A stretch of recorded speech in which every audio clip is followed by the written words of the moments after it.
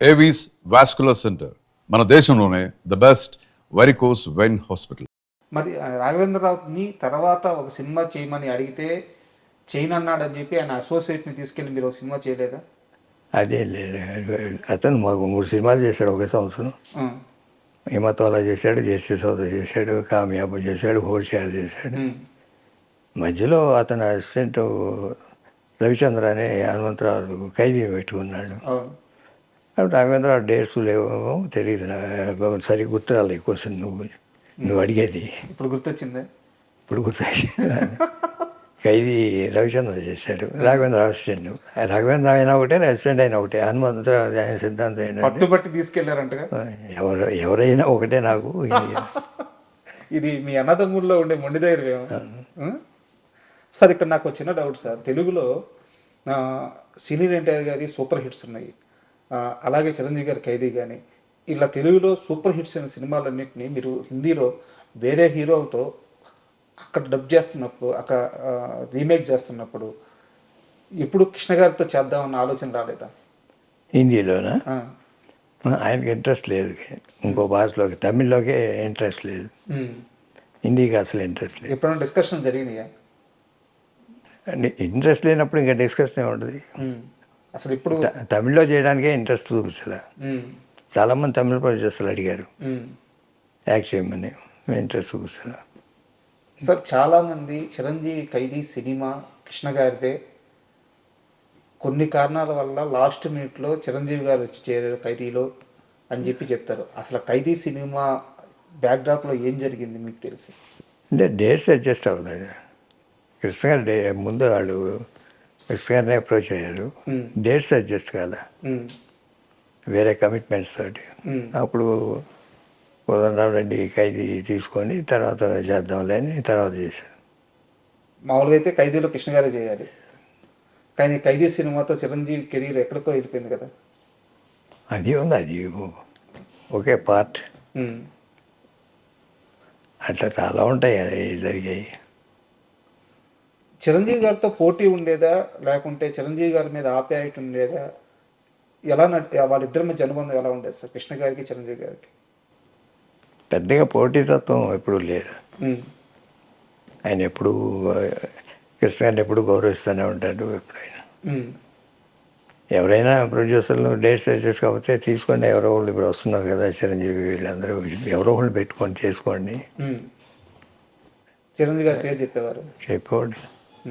అంటే చాలామంది ఏమంటారంటే ఈ స్టారు పోటీల్లో కృష్ణ గారు బ్రిడ్జ్ లాంటి వారు, ఎందుకంటే ఎన్టీఆర్ని ఆరాధించారు, ఎన్టీఆర్తోనే పోటీ పడ్డారు, తర్వాత తరంలో చిరంజీవికి పోటీగా నిలిచారు, కొన్ని సంవత్సరాల పాటు చిరంజీవి కంటే టాప్లో ఉన్నారు, ఇలా అందరితో కాంపిటేట్ అయ్యి అందరితో పోటీలో నిలబడి ఒక బ్రిడ్జ్ లాగా నిలబడిన వ్యక్తి కృష్ణ గారు అని చెప్తారనమాట.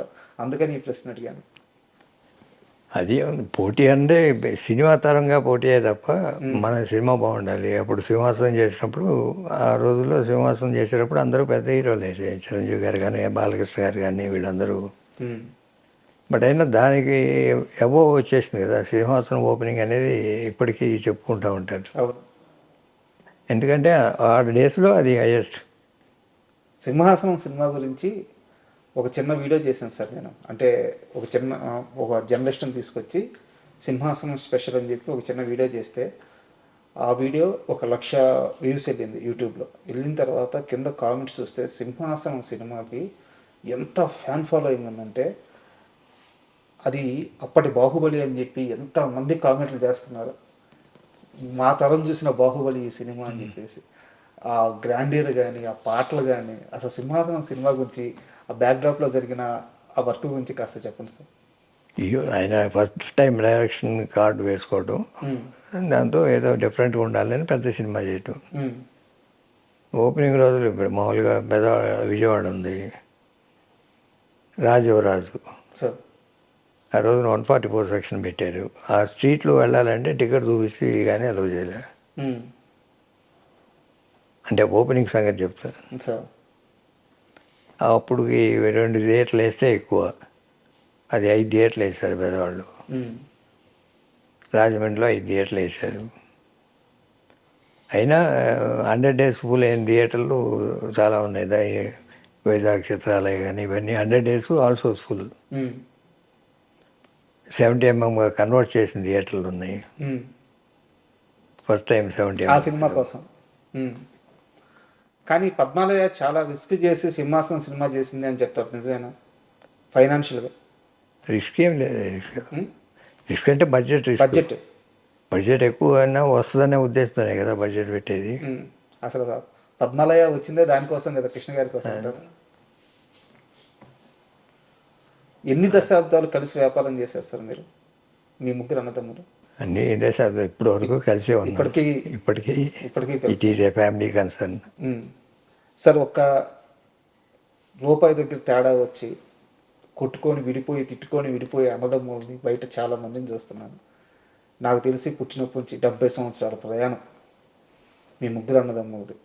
ఈ రోజుకి కూడా ఈ రూమ్ మొత్తం చూస్తే కృష్ణ గారి ఫోటోలు తెప్పించి ఇంకేమీ లేవు. అంతలా మీరు గుండెల్లో పెట్టుకున్నారు. మీ ముగ్గురు అన్నదమ్ముల మధ్య ఇంత ప్రేమ, ఇంత స్వచ్ఛమైన ప్రేమ, ఇది బిల్డ్ అవ్వడానికి కారణం ఏంటి? తొలి రోజుల నుంచి ఎలా బిల్డ్ అయ్యింది? మా అమ్మగారు పెంచిన విధానం అది. మాకు ఎప్పుడు భేదాభిప్రాయాలు లేవు. ఏదైనా సలహా చెప్తాము, బట్ ఫైనల్ డెసిషన్ ఎప్పుడు అన్నదే, ఏ ఇష్యూలైనా. బట్ మేము చెప్పేదాంట్లో 90% ఒప్పుకుంటారు ఏదైనా. ఎప్పుడన్నా ఆయన ఇట్లా కాదు ఇట్లా చేద్దామంటే అది ఫైనల్. ఆయన మందలించిన క్షణాలు ఏమైనా ఉన్నాయా ఏదో ఒక విషయంలో? ఎప్పుడు లేదు. ఎప్పుడు లేవు. నేను చెప్పాను కదా, ఏం చెప్పినా 90% ఓకే అంటారు. ఎప్పుడైనా ఒక 10% ఎట్లా కాదు ఇట్లా చేద్దామంటే అది ఫైనల్. అది. అండ్ పద్మాలయలోనే మీరు ఆ సీజన్లో సినిమాలు చేస్తూ అమితాబ్ బచ్చన్ గారితో ఓ సినిమా చేయాలని చెప్పి ఓ ప్రయత్నం చేశారు. ఆ ప్రయత్నం మీరు చేయలేదు, చేయాల్సి వచ్చింది. కానీ 6 నెలల పాటు మిమ్మల్ని తిప్పుకొని నేను సినిమా చేయను అని చెప్పి అమితాబ్ బచ్చన్ గారు చెప్పారట. ఏ సందర్భంలో చెప్పారు? ఎందుకు ప్రయత్నించారు? పొలిటికల్ సినిమా చేద్దామని తెలుగులో చేశాం కదా, నా పిలువే ప్రపంచం అని. ఇట్లా అంటే అగెనెస్ట్ టు ద గవర్నమెంట్. అట్లాంటిది హిందీలో చేద్దామని చేయమని ప్రపోజల్ వస్తే అట్లాంటి సినిమాలు నేను చేయనని ఒక 5-6 నెలలు అయిన తర్వాత పక్క తీసుకెళ్ళి నాకు చెప్పారు, you're professional producer, don't waste your time, will do some other film. అది చెప్పచ్చు కదా ఓపెన్గా అంటే నేను చెప్పను. పైన పెద్దవాళ్ళు ఉన్నారా? పైన పెద్దవాళ్ళు ఉన్నారా? అదే నేను చెప్పను, ఇట్లాంటివి చేయను. అమితాబ్ బచ్చన్ గారితో అలాంటి పొలిటికల్ బ్యాక్గ్రౌండ్ సినిమా చేయిమని మిమ్మల్ని అడిగింది ఎవరు? అది ఫ్లాష్ బ్యాక్ వద్దులేండి ఆ పేర్లు. చాలా పెద్దవారా?